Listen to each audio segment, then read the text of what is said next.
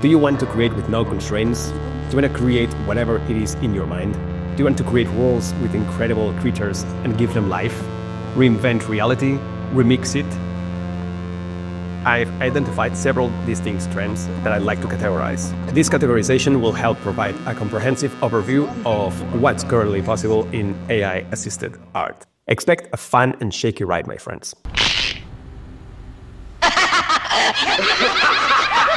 Okay, so let's start with the first category, surrealism. I think that the most maybe clear or shocking is what I call surrealism. It seems like right now everything is possible and people are going crazy with it.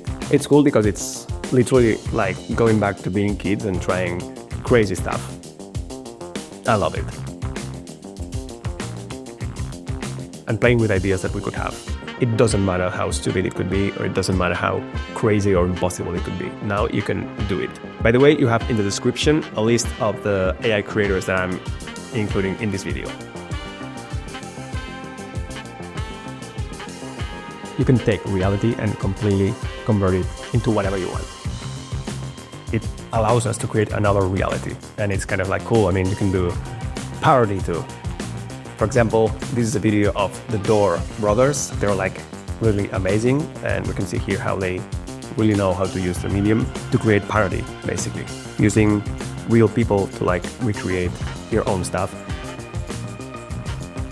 And as you can see here, this could go very creepy, very fast.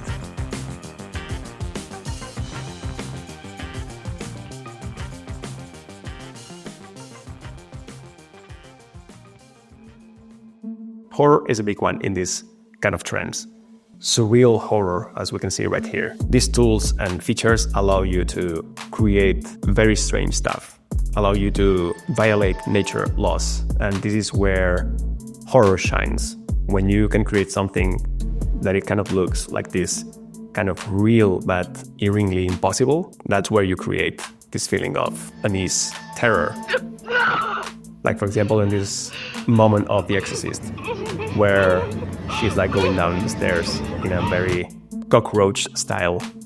Here, this is amazing. We can see how people are bending their bodies.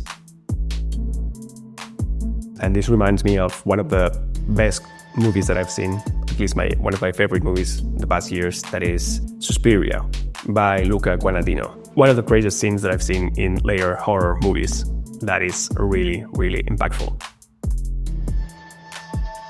So this new art form is going to allow us to recreate these crazy scenes and create, pushing boundaries of reality.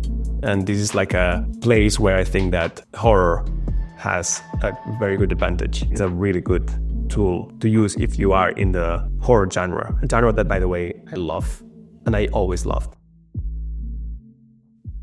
Second section, remixing, or call it morphing, transforming. In the later years, we've seen with TikTok, for example, people that are using different content from others and repurposing it. It would be like this, but let's take it a step further. You've seen how people are giving a new life to some memes. You can like make movies that are kind of like meh, to like pieces of art, to like this example, for example, or this iconic moment of Batman.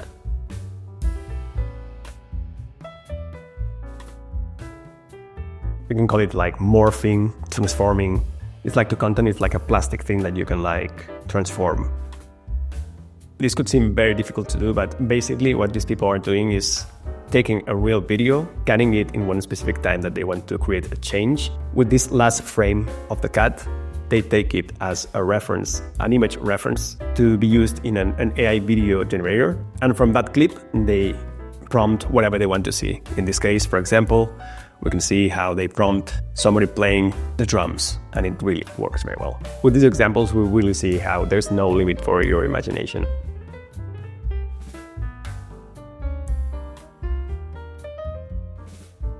People are using the horizontal aspect ratio of movies and transforming it into like a vertical format.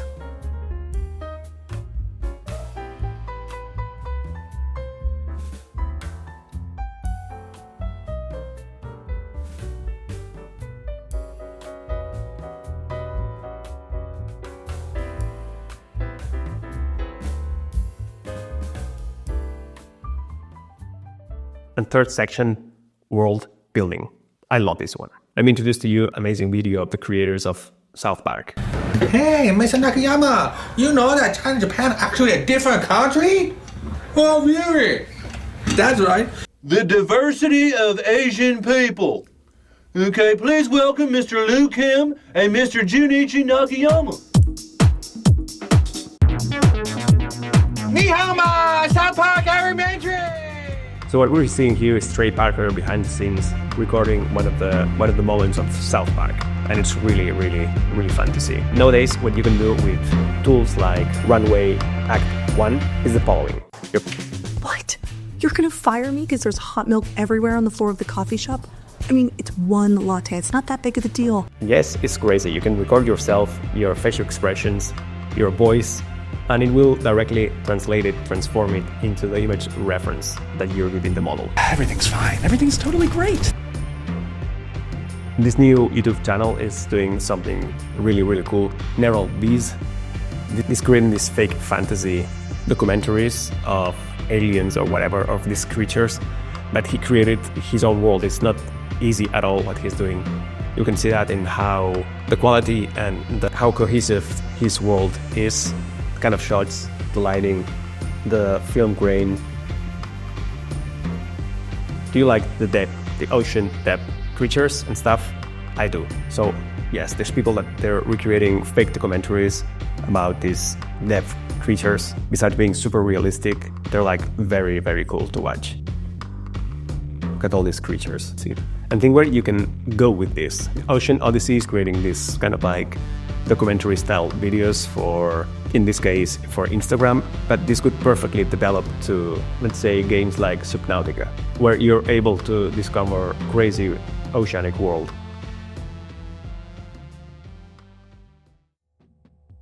And not only creatures, there's people more interested in architecture, for example, that are creating crazy, cohesive worlds. Imagine the possibilities of collaboration with other artists. I mean, somebody that creates this specific style of world, that create a new crazy world, not like the ones that we're seeing, can in the future maybe collaborate with another person that creates, I don't know, amazing storylines and has a very deep understanding of the lore of this new world. I really think that we're going to start seeing a lot of synergies between these solo creators.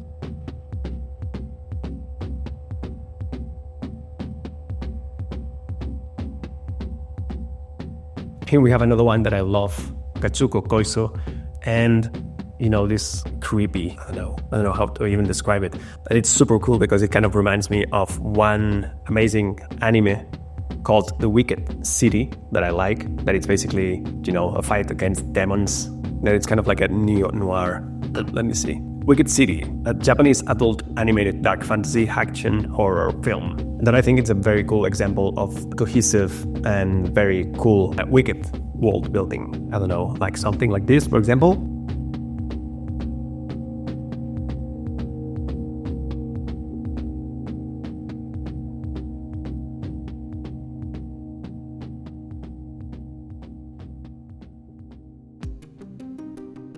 And that reminds me, how can you, I don't know, try to emulate or get inspired by some kind of visual references or worlds. I don't know if you can see kind of here, maybe the reference world that I love, that it's the Evil Dead, that I hope to start seeing more artists developing their own style and world.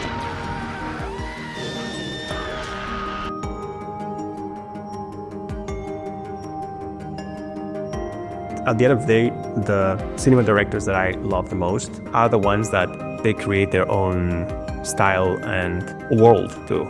For example, I love Robert Eggers, the director of The Witch, the late Nosferatu, and I love his movies because he really transmits this kind of very, very detailed world building, and it makes like a lot of sense. Very coherent and solid and cemented.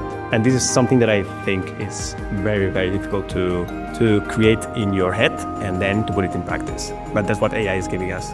The ability to take the second part, how difficult and expensive is the production of a world, let's say The Lord of the Rings, take the economical pressure out of it and focus on your own solo idea, or at least reduce it to like a very closed and reduced amount of people that work between them to create like a specific world, like we've seen with South Park creators in the beginning of this section. And this not only goes for cinema, it goes across all the artistic industries. For example, imagine the video game industry that I love.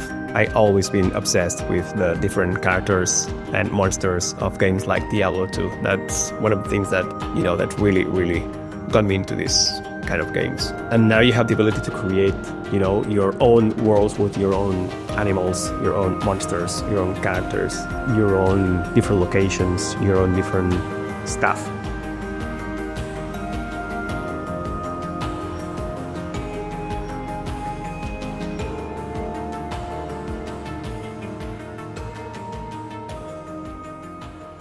It is difficult to see how far all of this is going to go. Think about how photography changed the art world. Suddenly, painters didn't have to strive for perfect realism anymore. It opened up all these possibilities for abstraction and expressionism. Maybe AI will have a similar impact on filmmaking. It is not only a new tool, a whole new way of thinking about the creative process.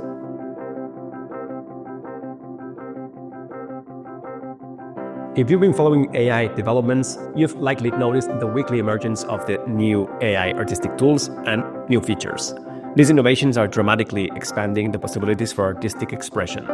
We are likely witnessing the beginning of an artistic revolution comparable to the Renaissance or the Enlightenment, where new technologies and techniques led to an explosion of visual trends and art forms. This is a second Renaissance, so you and me, I think that we are like very super lucky to be alive in this time. My name is Rafa. Stay kind.